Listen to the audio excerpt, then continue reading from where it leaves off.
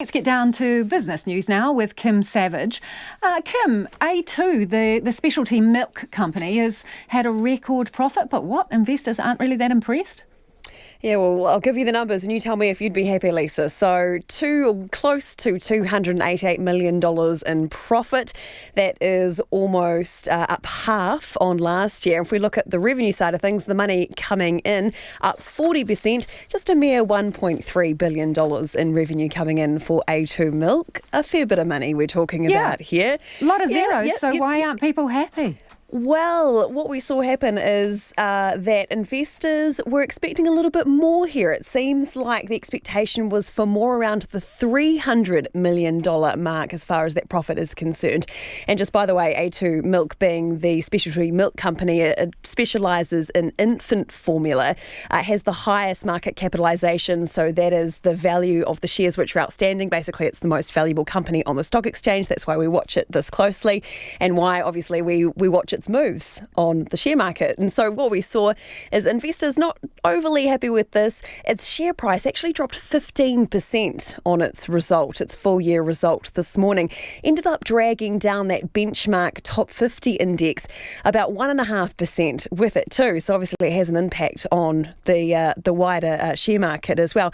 The quote that was sort of bandied about today was, buy the rumour, sell the fact. What we've seen with A2's share price is that it's climbed about 50% over the past year, and then obviously the 15% drop today.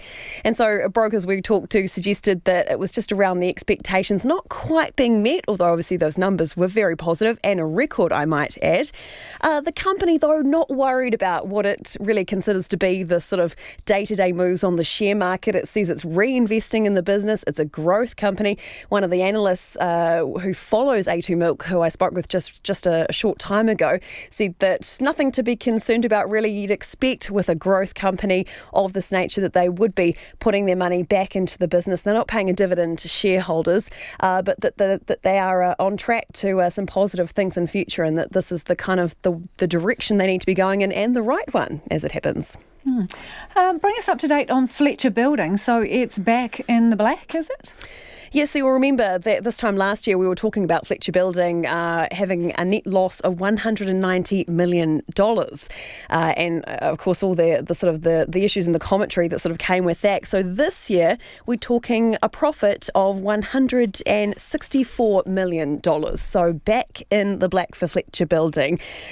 Of course, last year it was hit by project losses and write-downs, and really over the last 12 months it's been a period of strategic review for the company. It's shed parts of the business, its roof tile business, its Formica business as well. It's ditched those, really returning to its core operations. Also suspended at the start of last year bidding for contracts in that vertical construction space, basically the sort of commercial construction area. It has resumed those contracts now, so it's sort of starting to get back on track. Fletcher's chief executive, Ross Taylor, in talking to him today, he's very positive about the progress they've made over this 12 months. And of course, getting back into the black is a good mood for them.